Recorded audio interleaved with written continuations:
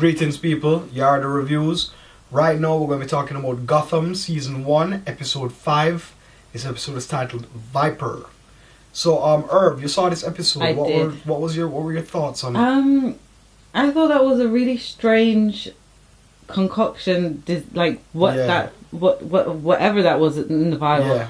And I wasn't sure if that was a part of the comic book stories, but you said that the venom is actually what makes Bane strong. Yeah. So that was now it's kind of falling into place for me. I thought it was really cool though. Like, I realized that Gotham is like kind of over dramatic and over theatrical, but that's what the comic book stories are. So I'm not really like shocked or like, oh, that doesn't look realistic, because it's not meant to look realistic. It's modeled after a comic book. So I'm really enjoying the way how these characters are growing. You've got Commissioner Gordon, not Commissioner yet. Detective Gordon. Yeah, Detective Gordon, sorry. And then Penguin as well. Yeah. He's still kind of like on the, like, just under the threshold of, like, we're going to see him boom. Yeah. I think his character is probably like the most developed. Yeah. You get to see him like in almost every fleshed episode. out, because we also met his mum. And she was a bit kooky as well. Yeah. So you kind of get why he's a bit kooky. Yeah. It's like his character. I kind of wish we got more into like why they called him Penguin. Because I read that it was because he was like walks like a penguin. How he walks. Yeah, how he walks. And one of his foot like is kind of. But that happened after like Fish Mooney, like bust him up. No, but he always had. He always had the limp. Yeah, he always had that like weird walk. So they always tease him about that. Yeah.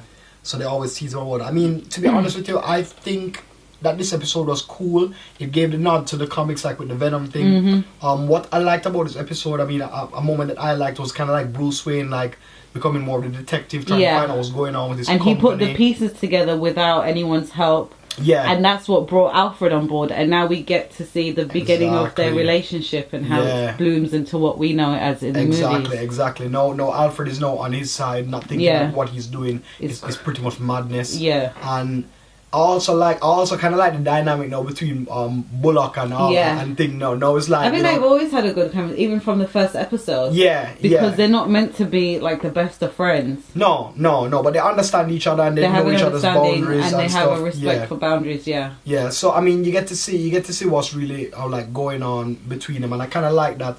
And I'm also like looking forward to, you know, more character development.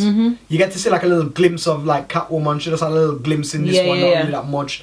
You know, I don't get why, like, if we weren't going to see more of her, we just saw like a remember, Anna, she still is integral to the whole thing, because she saw the person who murdered the Wayne. So I mean, he's going to catch up with her sooner or later. Yeah. It's just like they're kind of like, you still can't leave people out. You have to have a glimpse of them. We get to see a little bit more of Riddler in this. He's like very fascinated with this drug, and you kind of get to see like, you know, his mind it starts to work, and you know, you get to see like, you know, you can see he's weird and creepy, but it's not really developed. I think Penguin by far is the most fleshed out villain that we know out of the Batman universe so far. Do you think, if, for example, in a hypothetical situation where each season has its own villain, and even though they've got other villains kind of in the background, like this is Penguin's season, and then next season it'll be somebody else, and then following season it'll be because I think that maybe because it's tied to the mob thing, and of course Penguin was involved with the mob at some point in the past, so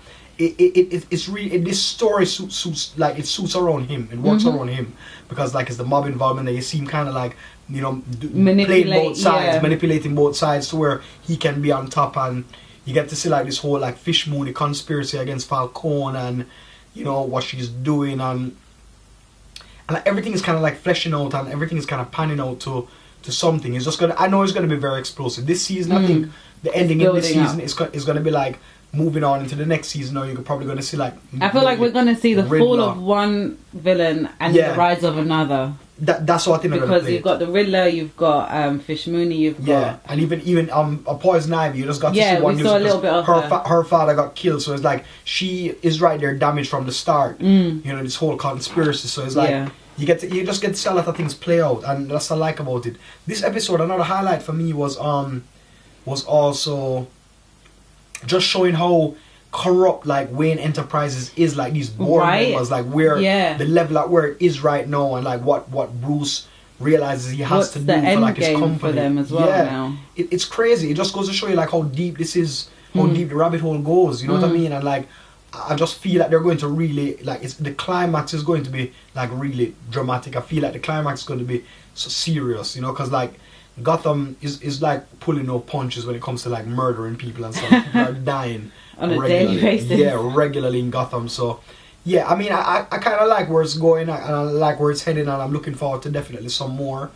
And yeah, I think all in all, it's a decent episode. I mean, like I said, we're getting to see more character development. I want to see more development with Riddler. We get to see a little bit more of him in this one. I also want to see more character of even Poison Ivy, revisit her again. Yeah. And, you know, a lot more of these characters. And even, you know, I'm looking forward to seeing characters like Harvey Dent and, you know, all these people. That won't be for some time though, right? Yeah, but I think they cast him already. Okay. Yeah, I think they probably shot him already. I can't remember the actor's name, but I know that he's done a couple, but it's a young Harvey Dent. So, you know, young before he got into the whole district attorney thing. Nicholas DeGusto? Yeah, Nicholas DeGusto, yeah. Well, I guess, yeah, he'll be the one playing Harvey Dent. So, yeah, I'm looking forward to, like, all of these characters being introduced and, you know, what's really going on with them and, you know, how it comes out in the end. But, yeah, guys, do remember, subscribe to the channel, youtube.com/YardaReviews, as well as email us at yarda.reviews@gmail.com, as well as follow us on Twitter at YardaReviews. And guys, Comic-Con footage coming to you real soon. Don't worry about it. We had a wonderful time. Yep, we've got some stuff up already. Yeah. Big picture, small screen. Big picture, small screen. Yeah, check it out. Irv's blog. She got some stuff up there already. Some nice pictures, nice write-ups. And guys, yeah, like I said, subscribe, rate, review, comment, all that good stuff. Send us emails. We're looking for suggestions to do more stuff. So anyway, this is me and Irv signing out.